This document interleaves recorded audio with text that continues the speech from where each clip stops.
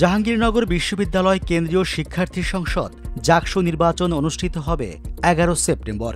এর মাধ্যমে দীর্ঘ ৩৩ বছরের অচলাবস্থা কাটতে চলেছে। জাহাঙ্গীরনগর বিশ্ববিদ্যালয় আনুষ্ঠানিকভাবে যাত্রা শুরু করে ১৯৭১ সালের ১২ জানুয়ারি।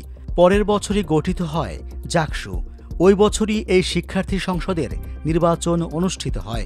তখন ভিপি নির্বাচিত হন গোলাম মোর্শেদ এবং জিএস নির্বাচিত হন শাহ বোরহানউদ্দিন রোকন। এরপর ১৯৭২ থেকে ১৯৯২ সাল পর্যন্ত মোট ৯ বার জাকসু নির্বাচন অনুষ্ঠিত হয়।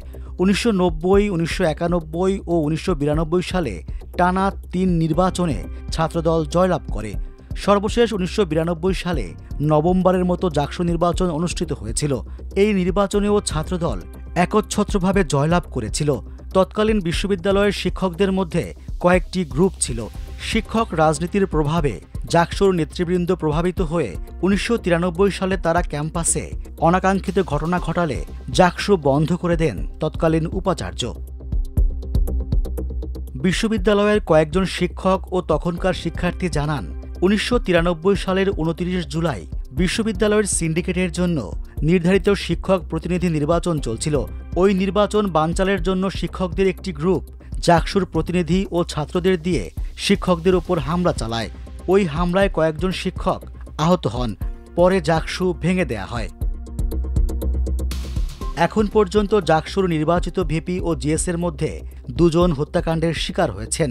১৯৭২ সালে জাকসুর নির্বাচিত প্রথম জিএস শাহ বোরহানউদ্দিন রোকন এবং ১৯৭৩ সালের জিএস মোজাম্মেল হককে হত্যা করা হয়।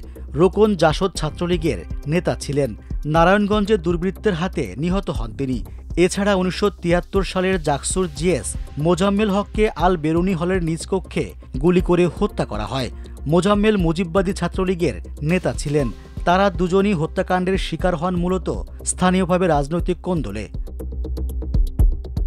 ২০১৩ সালের সাবেক উপাচার্য অধ্যাপক আনোয়ার হোসেন হঠাৎ জাকসু নির্বাচনের ঘোষণা দেন।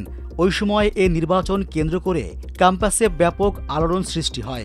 ওই সময় নির্বাচন কমিশনও মনোনয়নপত্র বিতরণ করে, কিন্তু শেষ পর্যন্ত বিশ্ববিদ্যালয় শাখা ছাত্রলীগ ও ছাত্রদলের নেতাকর্মীরা মনোনয়নপত্র সংগ্রহ করেননি।